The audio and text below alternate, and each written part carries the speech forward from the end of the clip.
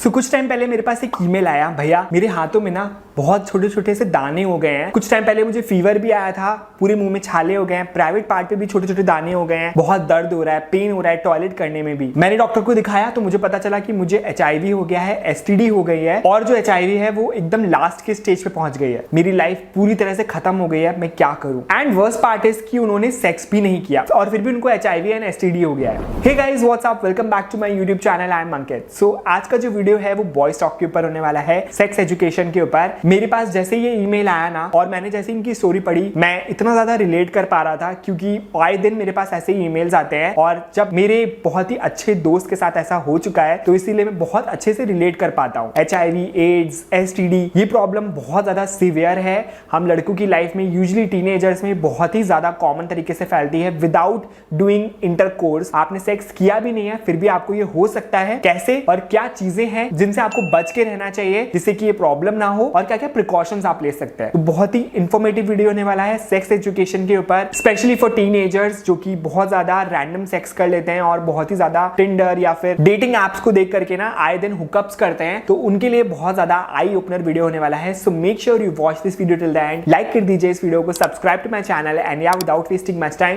Let's get started. So according to WHO 473 million everyday लोगों को ना इस 4 टाइप के STDs यानी कि सेक्सुअली ट्रांसमिटेड डिसीज ये होती ही होती हैं, जो कि है chlamydia, HIV, AIDS, syphilis and pubic crab. ये 4 तरीके की सेक्सुअली ट्रांसमिटेड डिसीज हैं जो कि बहुत ज्यादा फैलती हैं और काफी ज्यादा लोगों को हो जाती है।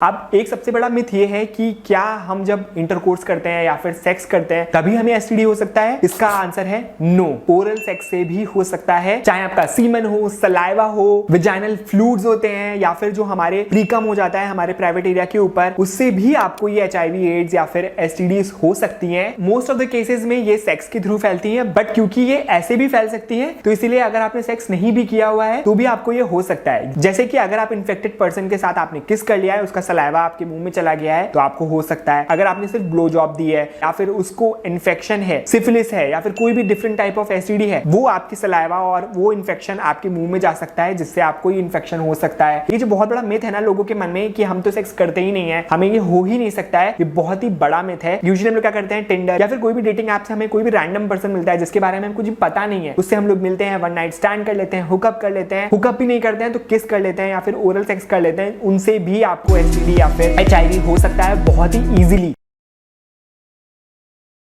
आप जानते हैं कि इनके सिम्टम्स क्या है। तो इसको पूरी तरह से फैलने में ना, अगर आपने मान लीजिए इन्फेक्ट हो गए तो इसको फैलने में आपको 3 से 4 हफ्ते का टाइम लगता है, कई बार 6 वीक्स तक का भी टाइम लग जाता है। आपको सबसे पहले फीवर आता है क्योंकि आपकी बॉडी में वायरस पूरी तरह से फैलने लग जाता है। इसके बाद आपको मुंह में छाले होने शुरू हो जाते हैं, आपके प्राइवेट एरिया पे भी छाले हो जाते हैं या फिर हाथ पैरों में भी छोटे छोटे दाने निकल आते हैं। पूरे शरीर में आपको अलग सा दिखता है कि ये मेरी बॉडी नहीं है, आपको पता चल जाएगा। और आपको याद होना चाहिए कि आपने ये कब किया था। अगर आपको लगता है कि हाँ आपने ओरल सेक्स किया हुआ है या फिर आपने किसी अननोन बंदे के साथ सेक्स कर लिया था तो आपको इमीडिएटली डॉक्टर के पास जाना चाहिए, अपना टेस्ट कराना चाहिए HIV का और STD का। तो आपका ब्लड टेस्ट लिया जाता है, आपका ब्लड लिया जाता है, उसका सैंपल लिया जाता है, उससे सारे टेस्ट इजीली हो जाते हैं। तो ये टेस्ट कराना बहुत ज्यादा जरूरी है क्योंकि अगर अर्ली स्टेज में पता चल गया तो आप क्योर हो सकते हो, और अगर ये हमने इग्नोर किया तो आपकी लाइफ स्पॉइल हो सकती है। आप जानते हैं कि इसको हम लोग कैसे प्रिवेंट कर सकते हैं। सबसे पहले तो अगर आप इन्फेक्टेड हैं या फिर आप किसी भी के साथ भी रैंडम सेक्स कर लेते हैं, हुकअप कर लेते हैं ना, तो ये आपको बिल्कुल बंद कर देना चाहिए, कभी भी नहीं करना चाहिए। इसके साथ साथ आप अगर सेक्स कर भी रहे हैं ना, प्रोटेक्टेड सेक्स करना चाहिए। अनप्रोटेक्टेड सेक्स यानी कि विदाउट कॉन्डोम नहीं करना है कभी भी।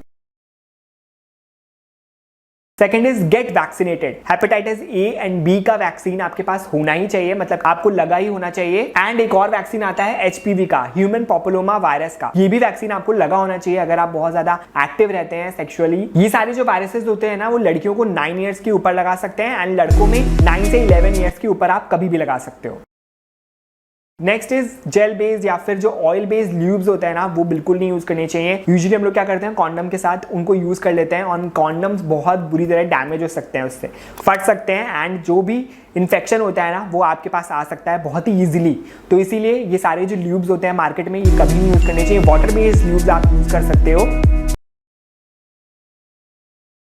नेक्स्ट इज ये बहुत ज्यादा इंपॉर्टेंट है, टाइम टू टाइम आपको हर 3 महीने में अपना चेकअप कराते रहना चाहिए HIV एंड एड्स का या फिर STD का, क्योंकि इससे क्या होता है कि आप ना टाइम टू टाइम पता रहेगा आपको कि आपको क्या वायरस हुआ है, आप इन्फेक्शन में तो नहीं आ गए हैं, एंड अगर आप बहुत ज्यादा एक्टिव हैं तो आप कहीं दूसरों को ये ना दे दो वायरस। इसके साथ साथ अगर आपको मान लो ये वायरस हो गया है, HIV हो चुका है या फिर आपको STD चल रही है, तो आप प्रेप पे चले जाओ। PrEP जिसको हम लोग बोलते हैं, ये एक तरीके की मेडिकेशन होता है, एक टर्म होता है जिसमें कि आपको कुछ मेडिसिन दी जाती हैं जो कि आपको रेगुलर बेसिस में लेनी पड़ती हैं। अगर आपको कुछ इन्फेक्शन हो गया है या फिर आपको HIV डायग्नोस हुआ है, तो इससे क्या होता है कि जो आपका इन्फेक्शन है ना वो बढ़ता नहीं है आपकी बॉडी में, आप दूसरों को नहीं देते हो। तो अगर आप इंटरकोर्स करते भी हो या फिर सेक्सुअली इन्वॉल्व होते भी हो ना, तो दूसरे बंदे को ये इन्फेक्शन नहीं होता है। बट आपको मेडिकेशन प्रॉपर्ली लेना चाहिए और सामने वाले बंदे को भी अवेयर कराना चाहिए कि आप PrEP पे हो।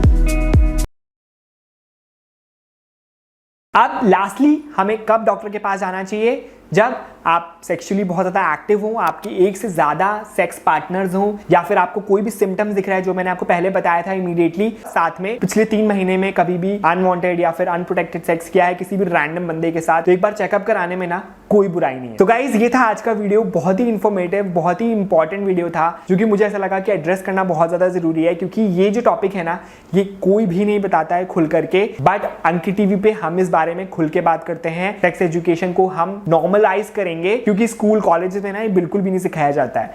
तो कैसा लगा आपको ये वीडियो? अगर आपको इस वीडियो से कुछ भी हेल्प मिली हो, सीखने को मिला हो, उस वीडियो को लाइक कर दीजिए, subscribe to my channel, press the bell notification, and I will see you in my next video. Till then bye.